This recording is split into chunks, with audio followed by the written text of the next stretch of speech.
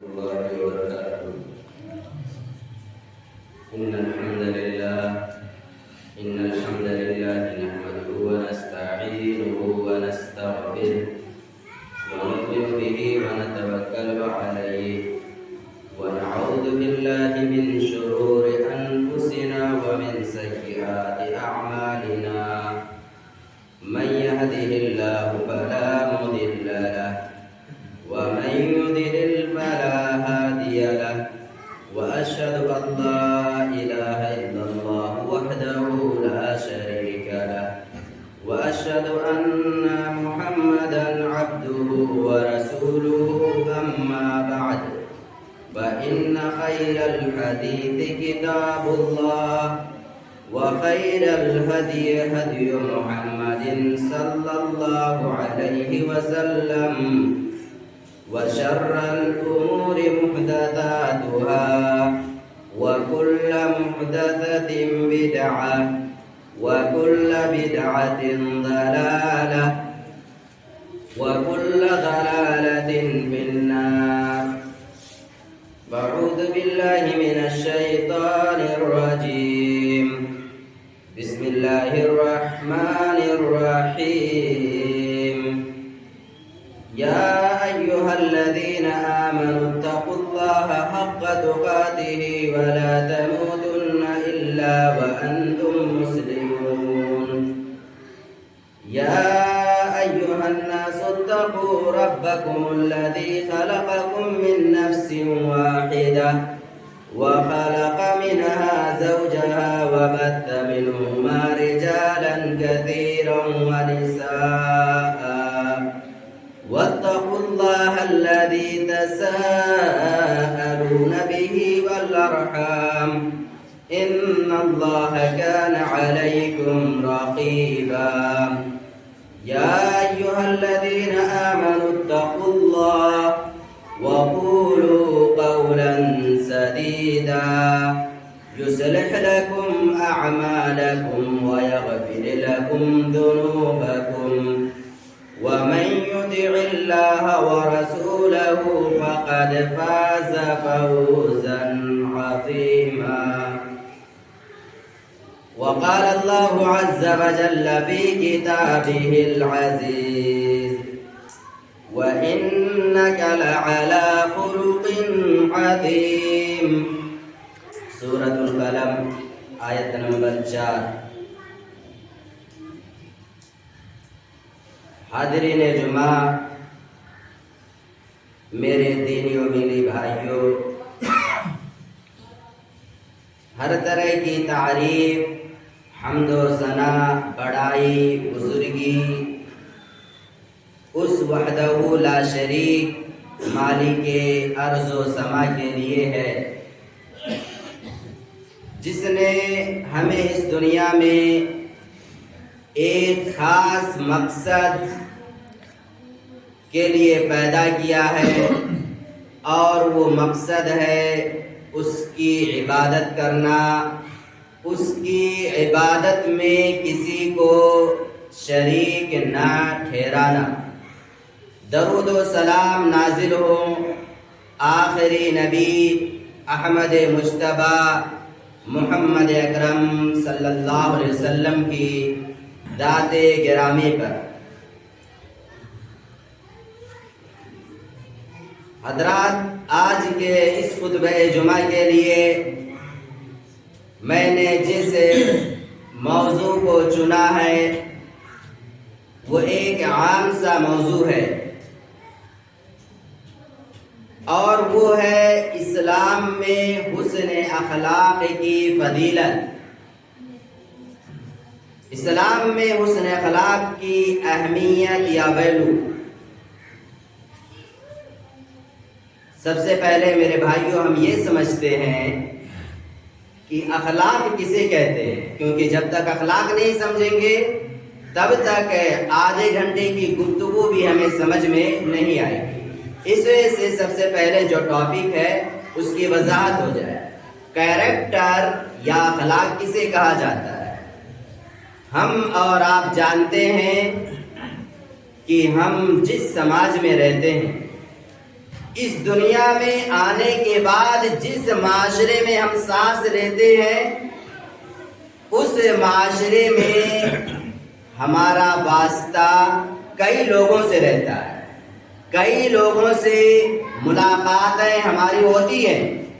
اگر ہم گھر کے اندر ہیں تو ہماری گفتگو، ہماری ملاقات، ہماری بات چیت بیوی کے ساتھ بھی ہوگی، ایک شوہر کی حیثیت سے گفتگو، بات چیت، ملاقات والدین کے ساتھ بھی ہوگی، بیٹا ہونے کی حیثیت سے، بھائی ہیں، بہن ہیں، ان کے ساتھ بھی ہماری ملاقات، ہماری گفتگو ہوگی، بھائی اور بہن ہونے کی حیثیت سے۔ اچھا، گھر کے باہر ہم نکل جائیں گے تو پھر ہمارے تعلقات، ہماری ملاقات، ہماری گفتگو، ہماری بات چیت رشتہ داروں سے بھی ہوگی، ان سے بھی ہم ملاقات کریں گے، بات چیت کریں گے، چھوٹے ابو، بڑے ابو، خالہ، ماموں، خالو، سارے لوگ آ جائیں گے۔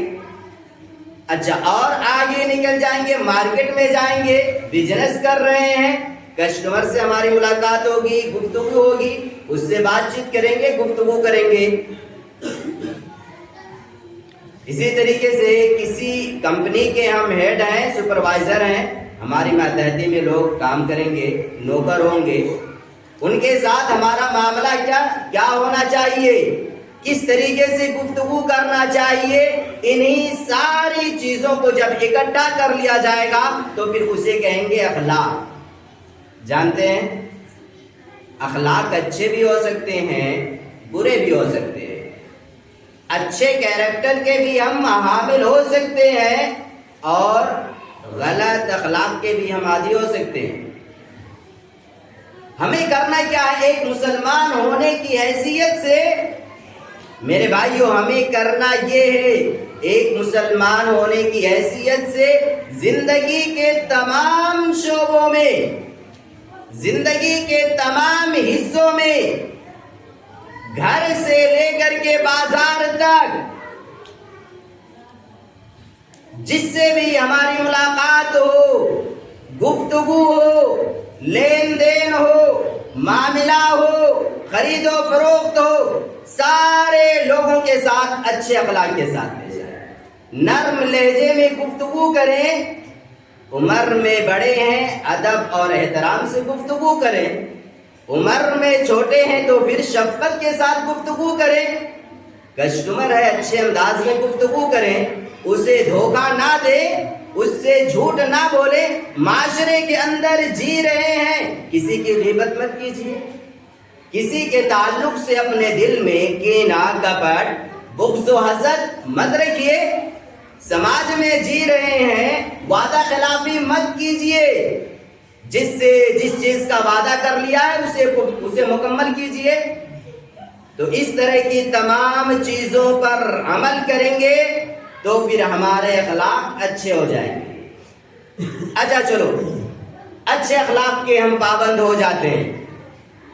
اچھے اخلاق کا پابند ہونا اتنی آسان بات نہیں ہے، اتنا آسان نہیں ہے، بہت محنت کر کے زندگی جی رہے ہیں، جس سے بھی ملاقات کرتے ہیں، جس کے بھی جو حقوق ہیں اسے ادا کر دیتے ہیں اور ایک خوبصورت سی زندگی جی رہے ہیں، اچھے اخلاق کے پابند ہیں، پیگر ہیں۔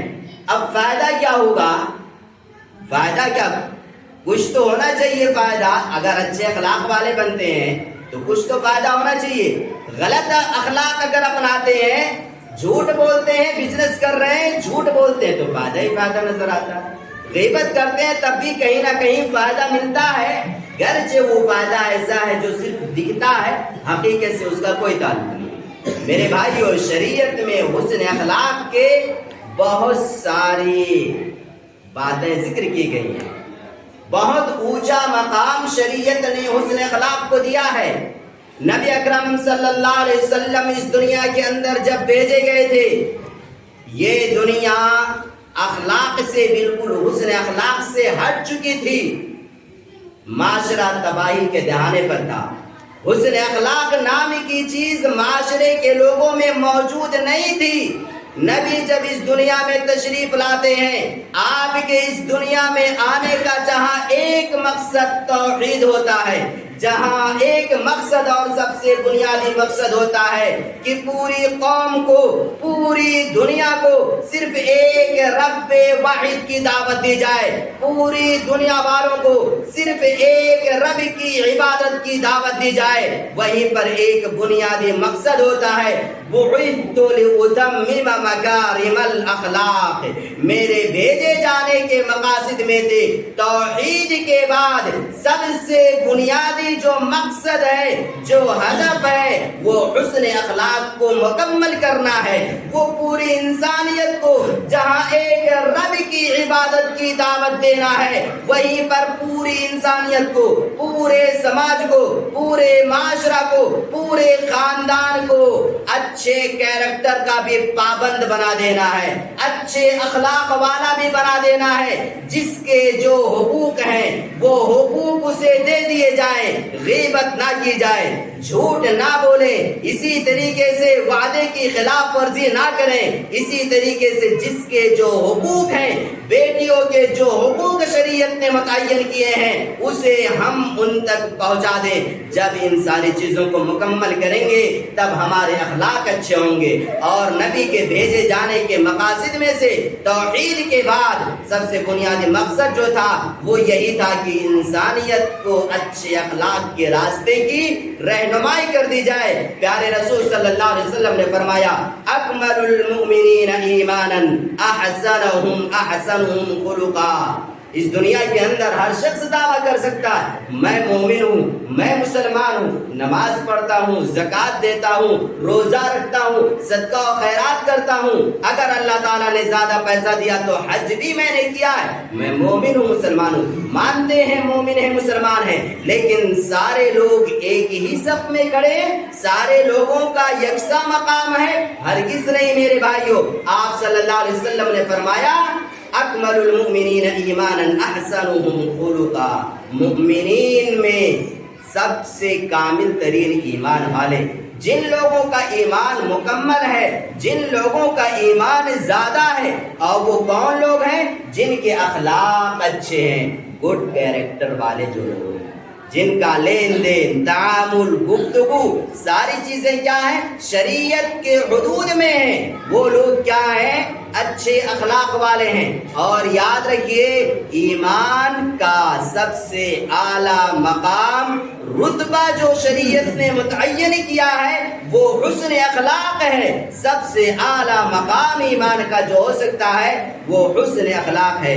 اور اسی طریقے سے یاد رکھیے، اگر ہم اچھے اخلاق والے بنتے ہیں، ہمارے اخلاق اگر اچھے ہیں، عمدہ ہیں، تو کل قیامت کے دن نبی اکرم صلی اللہ علیہ وسلم کی نگاہوں میں سب سے محبوب ہوں گے، نبی کے چہیتے ہوں گے، نبی کے پیارے ہوں گے، نبی کی نگاہوں میں سب سے معزز اور مکرم ہوں گے۔ اور اتنا ہی نہیں، کل قیامت کے دن نبی اکرم صلی اللہ علیہ وسلم کی جب محفل جمے گی، نبی کی محفل ہوگی، کسی ایرو گیرو کی نہیں، اس محفل میں نبی کے سب سے زیادہ نزدیک، قریب جو لوگ بیٹھیں گے وہ لوگ ہوں گے جن کے اخلاق اچھے ہوں گے، جو حسن اخلاق والے ہوں گے۔ آپ صلی اللہ علیہ وسلم نے فرمایا، ان من احبکم الی واقربکم منی مجلسا یوم القیامت احاسنکم اخلاقا، کہ کل قیامت کے دن جو لوگ میری نگاہوں میں سب سے معزز اور محترم ہوں گے اور میرے سب سے زیادہ قریب ہوں گے، وہ لوگ ہوں گے جو انسانیت میں، جو مؤمنوں میں، مسلمانوں میں اچھے اخلاق والے ہوں گے، حسن اخلاق والے ہوں گے۔ وہ لوگ نبی کے سب سے زیادہ پاس کل قیامت کے دن بیٹھیں گے۔ میرے بھائی اور دوستو، اسی طریقے سے آپ صلی اللہ علیہ وسلم نے فرمایا، ان من خیارکم احسنکم اخلاقا، کہ تم لوگوں میں سب سے بہتر، سب سے افضل، سب سے اچھے وہ لوگ ہیں جن کے اخلاق اچھے ہیں۔ جن کا لین دین، جن کی گفتگو، جن کے چال، جن کے عادت و ادوار عمدہ ہیں، بہتر ہیں، شریعت کے حدود میں رہ کر وہ لوگ زندگی گزارتے ہیں، وہ لوگ سب سے بہتر ہیں۔ اور یاد رکھیے کل قیامت کے دن انسان کے نامہ اعمال میں جب انسان کے اعمال قیامت کے دن وزن کیے جائیں گے، زکوٰۃ دیتے تھے وہ بھی ایک عمل ہے، صدقہ کرتے تھے وہ بھی ایک عمل ہے، اور اسی طریقے سے نماز پڑھتے تھے وہ بھی ایک عمل ہے جسے ہم عبادت کہتے ہیں۔ تو یہ ساری عبادتیں ہم انجام دیتے تھے اس دنیا کے اندر۔ سوال یہ ہے میرے بھائیوں، ان ساری عبادتوں میں جو ہم اپنی زندگی میں انجام دیتے ہیں، ان میں سب سے وزنی عبادت یا ہمارے نامہ اعمال میں سب سے زیادہ وزن کس چیز کا ہوگا؟ نماز کا ہوگا، روزے کا ہوگا، زکوٰۃ کا ہوگا، حج کا ہوگا، صدقہ و خیرات کا ہوگا، یا اور دیگر عبادتوں کا ہوگا؟ نہیں ہوگا میرے بھائیو۔ یاد رکھو، آپ صلی اللہ علیہ وسلم نے فرمایا ما من شیء اثقل فی میزان المؤمن یوم القیامت من حسن الخلق، کہ انسان کے نامہ اعمال میں کل قیامت کے دن سب سے زیادہ وزنی یا سب سے زیادہ اہمیت والی جو چیز سب سے زیادہ اہمیت کا حامل ہوگی اور سب سے وزندار ہوگی، وہ انسان کا حسن اخلاق ہے، اس کے اچھے کردار ہیں، اس کا گڈ کیریکٹر ہونا ہے۔ یہ سب سے زیادہ وزنی چیز انسان کے نام اعمال میں کل قیامت کے دن شمار کی جائے گی۔ اس وجہ سے ہر مسلمان کو چاہیے کہ وہ اچھے اخلاق والا بنے، اچھے کیریکٹر والا بنے، حسن اخلاق کی پابندی کرے۔ اور اسی طریقے سے ایک شخص ایسا ہے جو پورے دن تو روزے رکھتا ہے اور رات میں اٹھ کر کے قیام اللیل کرتا ہے۔ کتنا محنت کا کام ہے میرے بھائیوں، کس قدر مشقت کا کام ہے۔ پورے دن انسان روزے رکھے اور رات میں اٹھ کر کے رب العالمین کے سامنے اپنی پیشانی جھکا دے، قیام اللیل کا اہتمام کرے۔ یہ دونوں عبادتیں رب کی نگاہوں میں کتنی محبوب اور معزز اور محترم ہے، اسے لفظوں میں بیان نہیں کر سکتے۔ لیکن اسی کے بالمقابل میرے بھائیوں ایک شخص ہے جو روزے کا اہتمام نہیں کرتا، نوافل روزے جو ہے رمضان کے علاوہ دیگر روزوں کا وہ اہتمام نہیں کرتا ہے، رات میں قیام اللیل کا اہتمام نہیں کرتا ہے۔ لیکن اس شخص کی ایک خوبی ہے، اس شخص کے یہاں ایک عادت ہے، اور وہ کیا ہے؟ وہ اچھے اخلاق والا ہے، اس کے کردار اچھے ہیں، اس کے اخلاق اچھے ہیں۔ وہ جب گفتگو کرتا ہے تو اپنے ذہن میں یہ رکھ کر کے گفتگو کرتا ہے کہ میں سامنے کس سے مخاطب ہوں، میرے سامنے کون ہے جس سے میں گفتگو کر رہا ہوں۔ وہ جب اپنے گھر کے اندر جیتا ہے تو وہ اس بات کا خیال کرتا ہے کہ میرا کس کے ساتھ کس طرح کا سلوک ہونا چاہیے، والدین ہیں، بھائی بہن ہیں، بیوی ہیں، کس کے ساتھ کیا سلوک ہونا چاہیے، بزنس کر رہے ہیں، دھوکہ دیتے یا نہیں دیتے، ساری چیزوں کا خیال کر کے اگر انسان اچھے اخلاق کے ساتھ زندگی گزارتا ہے لیکن قیام اللیل کا اہتمام نہیں کرتا، روزے کا اہتمام نہیں کرتا، لیکن اس کے باوجود اس کو وہی مقام رب العالمین دے دے گا جو مقام رب کی نگاہوں میں رات میں قیام اللیل کرنے والے کا ہے، پورے دن روزہ رکھنے والے کا ہے، اس کو بھی وہی رتبہ رب دے دے گا، وہی مقام دے دے گا جو شخص اچھے اخلاق والا ہے، اچھی کردار والا ہے، اچھے کیریکٹر والا ہے، لیکن قیام اللیل کا اہتمام نہیں کرتا ہے اور اسی طریقے سے رمضان کے علاوہ دیگر روزوں کا اہتمام نہیں کرتا ہے۔ تو ایسا شخص بھی قیام اللیل کرنے والے کا مقام، درجہ، رتبہ پا سکتا ہے۔ میرے بھائیو اس سے اندازہ لگائیے کہ اسلام کے اندر نبی صلی اللہ علیہ وسلم نے اپنی زبان سے حسن اخلاق کا کتنا اونچا مقام ذکر کیا ہے، بیان فرمایا ہے۔ میرے بھائیو اور دوستو، اور ایسا نہیں ہے کہ نبی صلی اللہ علیہ وسلم نے صرف اپنی زبان سے کہا ہو، صرف دعویٰ کیا ہو، صرف آپ نے لفظوں میں بیان کر دیا ہو انسانیت کے لیے۔ نہیں، ایسا نہیں ہے میرے بھائیو۔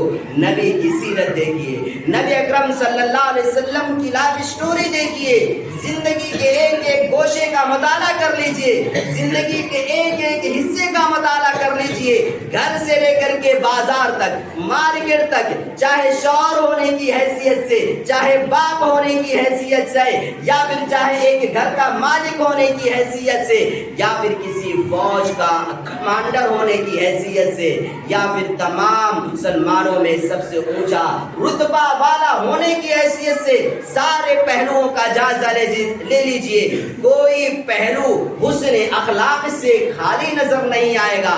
یہی تو وجہ تھی۔ آپ سوچئے، میں بتاتا ہوں، اگر کسی کے اخلاق کے سلسلے میں جاننا ہو کہ اس کے اخلاق کیسے ہوں، تو یاد رکھیے کس سے پوچھ لیجئے، اس کی گھر والی سے پوچھ لیجئے، بیوی سے پوچھ لیجئے کہ اس کا تعامل کیسا اپنی بیوی کے ساتھ، کون سا رتبہ اور مقام اپنی بیوی کو دیتا ہے، کس انداز میں گفتگو کرتا ہے۔ آپ صلی اللہ علیہ وسلم نے فرمایا تم میں سب سے بہتر وہ ہے جو اپنے اہل کے لیے بہتر ہے، اپنی گھر والے کے لیے بہتر ہے، اپنی بیوی کے لیے بہتر ہے۔ انسان باہر تو بڑے اچھے انداز میں رہتا ہے، لیکن جب گھر کے اندر آتا ہے تو اس کے سارے اچھے اخلاق اس سے الگ ہو جاتے ہیں، بھول جاتے ہیں۔ ایک شوہر ہونے کی حیثیت سے ہم اور آپ اپنا جائزہ لیں۔ نبی اکرم صلی اللہ علیہ وسلم کے پاس 11 بیویاں تھیں، یاد رکھیے، یاد رکھیں گے، نبی کے پاس 11 بیویاں تھیں، ایک دو نہیں، لیکن ان 11 کے ساتھ آپ کا سلوک کیا تھا؟ پورا سیرت رسول نبی صلی اللہ علیہ وسلم کی زندگی کا ایک ایک گوشہ دیکھ لیجئے۔ 11 بیویوں میں سے کسی پر بھی آپ صلی اللہ علیہ وسلم نے کبھی ہاتھ اٹھایا؟ کبھی آپ صلی اللہ علیہ وسلم نے سخت لہجے میں گفتگو کی؟ کبھی آپ صلی اللہ علیہ وسلم نے کسی بیوی کو گالی دیا؟ کبھی مارا؟ 11 بیویاں تھیں، لیکن کہیں آپ نہیں پائیں گے کہ آپ نے کسی پر کبھی پوری زندگی میں ہاتھ اٹھایا ہو۔ ہمارا ماجرا کیا ہے؟ ہماری صورتحال کیا ہے؟ ایک بیوی ہوتی ہے، لیکن اس کے ساتھ ہمارا سلوک کیا ہوتا ہے؟ حد تو یہ ہو جاتی ہے کہ بعض لوگ ایسے ہوتے ہیں جہالت کی انتہا کہ مار کر ہاتھ بھی توڑ دیتے ہیں۔ وہ مارتے ہیں لیکن انہیں فکر نہیں رہتی ہے چہرے پر مار رہے ہیں، جسم کے کس حصے پر مار رہے ہیں۔ نبی اکرم صلی اللہ علیہ وسلم نے مارنے سے منع فرمایا۔ انسان کا چہرہ سب سے محترم چہرہ ہوتا ہے، چہرے پر مارنے سے رسول اکرم صلی اللہ علیہ وسلم نے لوگوں کو منع کیا ہے۔ اما عائشہ سے پوچھا کہ آپ کے اخلاق کیسے تھے، آپ کے اخلاق کیسے تھے؟ اما عائشہ رضی اللہ تعالیٰ عنہ نے سیدھا سا ایک جواب دے دیا، آدھی لائن کا بھی آنسر نہیں ہوگا، کان خلقہ القرآن۔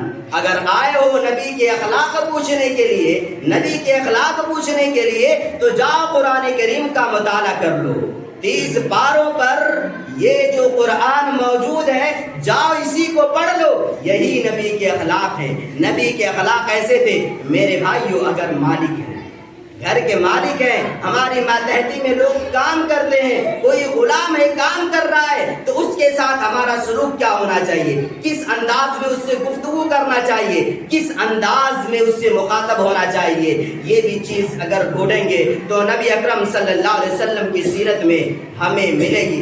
انس بن مالک رضی اللہ تعالیٰ عنہ کو حدیث کے پڑھانے والے جانتے ہوں گے۔ انس بن مالک نے 1-2 سال نہیں بلکہ مکمل 10 سال تک نبی اکرم صلی اللہ علیہ وسلم کی خدمت کی۔ 10 سال تک، یاد رکھیں گے، 10 سال تک خدمت کی۔ لوگوں نے پوچھا، انس 10 سال تک تم نے خدمت کی نبی کی، تم مجھے ذرا یہ بتا دو نبی کے اخلاق کیسے تھے؟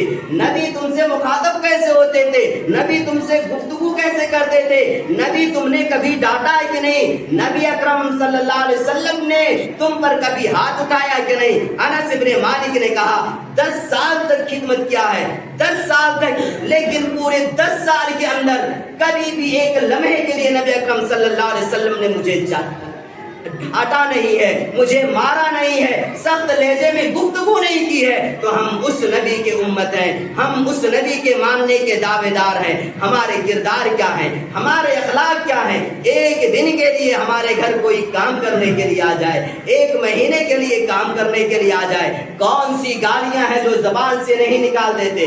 کیا ہم اس پر ہاتھ نہیں اٹھا دیتے؟ کیا کچھ سخت سست ہم اسے نہیں کہہ دیتے؟ ہم کہہ دیتے ہیں۔ کیوں؟ اس وجہ سے کہ ہم نے نبی اکرم صلی اللہ علیہ وسلم کی سیرت کو پڑھا نہیں، ہم نے آپ صلی اللہ علیہ وسلم کی سیرت کو پڑھ کر اپنی عملی زندگی میں برتنے کی، نافذ کرنے کی کوشش نہیں کی۔ میرے بھائیو اور دوستو یاد رکھو، اسی وجہ سے اللہ تبارک و تعالیٰ نے کہا تھا کہ وَإِنَّكَ لَعَلَىٰ خُلُقٍ عَظِيمٍ، 23 سالہ نبوت کی پوری زندگی ہے، اور 23 سال سے پہلے چھوٹے سے لے کر کے 40 سال تک کی زندگی پوری انسانیت کے سامنے ہے۔ کل 61-62 سال جو بھی سال نکل کر کے آتے ہیں آپ کے اس دنیا میں رہنے کے، اس پوری زندگی کا مطالعہ کر لیجئے۔ نبی نے کبھی جھوٹ نہیں بولا تھا، نبی نے کبھی کسی کو گالی نہیں دی تھی، نبی اکرم صلی اللہ علیہ وسلم نے کبھی کسی کا حق دبایا نہیں تھا۔ اس وجہ سے کہ آپ سب سے بڑے ہیں، اس وجہ سے کہ آپ سب سے اونچے خاندان کے ہیں، سب سے اعلیٰ گھرانے کے ہیں، کبھی آپ صلی اللہ علیہ وسلم نے ایسا نہیں کیا۔ اور یاد رکھیے، یہی وجہ تھی اسلام کے پھیلنے کی، یہی وجہ تھی لوگوں کے اسلام میں داخل ہونے کی، آپ کا حسن اخلاق ہی سبب تھا پوری دنیا میں اسلام کے انقلاب آنے کی۔ آپ صلی اللہ علیہ وسلم نے کون لوگ ایسے ہیں جس کے ساتھ آپ نے حسن سلوک کا مظاہرہ نہ کیا ہو؟ یہاں تک کہ وہ لوگ جنہوں نے آپ کے گھر والوں کو قتل کیا، چچا کو قتل کیا، صحابہ کی مقدس جماعت میں سے کچھ لوگوں کو قتل کر دیا، لیکن اس کے باوجود آپ صلی اللہ علیہ وسلم نے ان سے انتقام نہیں لیا۔ حمزہ کو کون نہیں جانتا؟ حضرت حمزہ رضی اللہ تعالیٰ عنہ نبی صلی اللہ علیہ وسلم کے گھرانے کے ہیں، رضائی بھائی ہیں، اور دیگر رشتہ داریاں آپ کی ہیں۔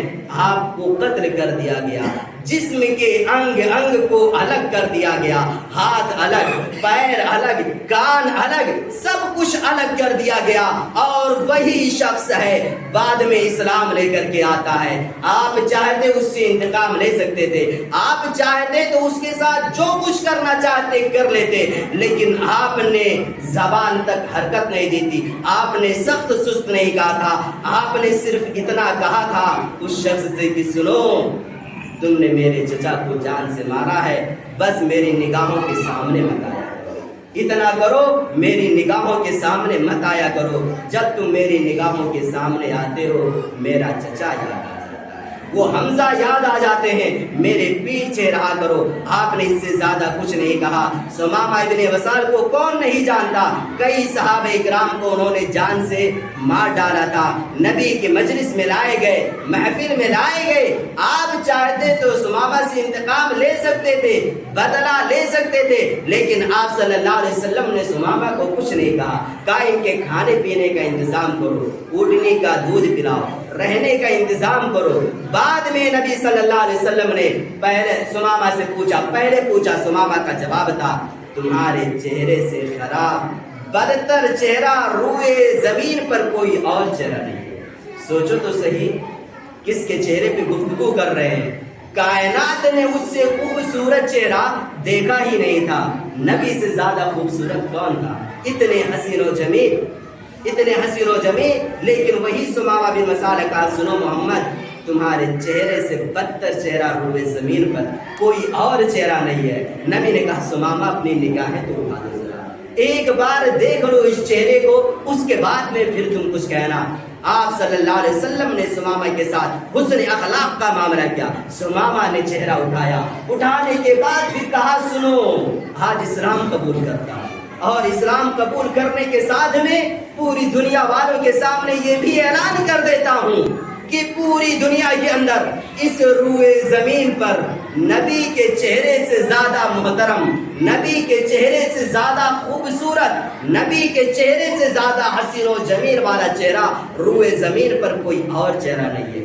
کس چیز نے اس بات پر آمادہ کیا تھا؟ آپ نے مارا تھا، بدلہ لیا تھا، کچھ نہیں کیا تھا میرے بھائیوں، آپ نے معاف کر دیا تھا۔ زندگی نبی اکرم صلی اللہ علیہ وسلم کی سیرت کی اس طرح کے نہ جانے کتنے سارے واقعات ہیں ہم جانتے ہیں، لیکن پریشانی یہ ہے، مشکل یہ ہے میرے بھائیوں، ہم سیرت رسول کو پڑھتے بھی نہیں ہیں، اور نبی اکرم صلی اللہ علیہ وسلم کے اخلاق کیسے تھے اسے جانتے نہیں ہیں، اور اسی طریقے سے نبی جیسا اخلاق والا اپنے آپ کو بنانے کی کوشش بھی نہیں کرتے۔ اس وجہ سے میرے بھائیوں اپنے اخلاق کو ہمیں اور آپ کو چاہیے اچھا کریں. اللہ تعالیٰ نے اسی وجہ سے کہا تھا وَإِنَّكَ لَعَلَىٰ خُلُقٍ عَظِيمٍ، اے محمد آپ حسن اخلاق کا جو سب سے اعلیٰ مقام ہو سکتا ہے، رتبہ ہو سکتا ہے، بلندی حسن اخلاق کی جو سب سے اعلیٰ ہو سکتی ہے، وہاں پر آپ فائز ہیں. دنیا نے، کائنات کی نگاہوں نے، روئے زمین نے آپ سے زیادہ حسن اخلاق والا انسان کسی اور کو دیکھا نہیں. آخری بات ہے، موضوع سے ہٹ کر کہنا ہے، اور وہ یہ ہے شعبان کا مہینہ چل رہا ہے. عربی مہینے کے اعتبار سے شعبان کا مہینہ چل رہا ہے. شعبان کے مہینے کے تعلق سے حدیث کے اندر ایک بات آئی ہے کہ انسان کے سال بھر کے ریکارڈ، سال بھر میں اس نے کیا کچھ کیا ہے، انسان کے نامہ اعمال اللہ رب العالمین کے سامنے شعبان کے مہینے میں پیش کیے جاتے ہیں. اسی وجہ سے آپ صلی اللہ علیہ وسلم سے جب صحابی رسول نے سوال کیا تھا کہ آپ شعبان کے مہینے میں اتنا زیادہ روزہ کیوں رکھتے ہیں، آپ نے کہا تھا شعبان میں اس وجہ سے زیادہ روزہ رکھتا ہوں کیونکہ اس مہینے میں انسان کے نامہ اعمال اللہ کے سامنے پیش کیے جاتے ہیں، اور میری دلی تمنا خواہش ہے کہ جب میرے نامہ اعمال اللہ کے سامنے پیش کیے جائیں تو میں روزے کی حالت میں رہوں. اس وجہ سے میرے بھائیوں اس مہینے میں روزہ رکھنے کا اہتمام کیجیے. آپ صلی اللہ علیہ وسلم شعبان کے مہینے میں روزہ رکھتے تھے، لیکن مکمل شعبان کا روزہ نہیں رکھنا ہے. شعبان کے زیادہ تر دنوں میں روزہ رکھنے کا اہتمام کریں. آپ صلی اللہ علیہ وسلم روزہ رکھنے کا اس مہینے میں اہتمام کیا کرتے تھے. اس وجہ سے ہم مسلمانوں کو بھی روزہ رکھنے کی اللہ رب العالمین سے دعا ہے کہ توفیق دے. الہ العالمین تو ہمیں پیارے رسول صلی اللہ علیہ وسلم کے اخلاق کو اپنانے کی توفیق دے. الہ العالمین تو ہمیں حسن اخلاق والا بنا. الہ العالمین تو ہمیں شعبان کے مہینے میں روزہ رکھنے کی توفیق دے. آمین. الہ العالمین تو ہمیں نماز، روزہ اور دیگر عبادتوں کو پورے اخلاص کے ساتھ انجام دینے کی توفیق دے. آمین. الہ العالمین ہم میں سے جن بھائیوں کا انتقال ہو چکا ہے تو انہیں آخرت میں نبی اکرم صلی اللہ علیہ وسلم کی رفاقت نصیب فرما اور انہیں قبر کے عذاب سے محفوظ رکھ.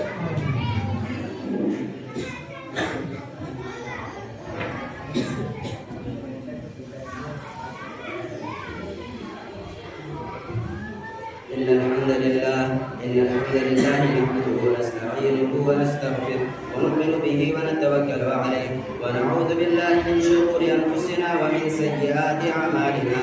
من يهده الله فلا مضل له ومن يضلل فلا هادي له، وأشهد أن لا إله إلا الله وحده لا شريك له، وأشهد أن محمدا عبده ورسوله. أما بعد، فإن خير الحديث كتاب الله، وخير الهدي هدي محمد صلى الله عليه وسلم، وشر الأمور محدثاتها، وكل محدثة بدعة، وكل بدعة ضلالة، وكل ضلالة في النار.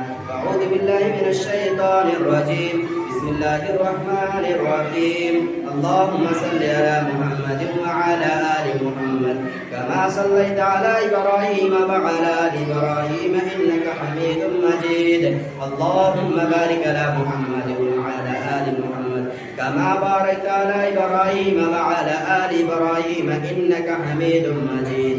عباد الله رحمكم الله، إن الله يأمر بالعدل والإحسان وإيتاء ذي القربى وينهى عن الفحشاء والمنكر والبغي يعظكم لعلكم تذكرون. ولذكر الله تعالى وعلى ما جل وأتم أكبر، والله يعلم ما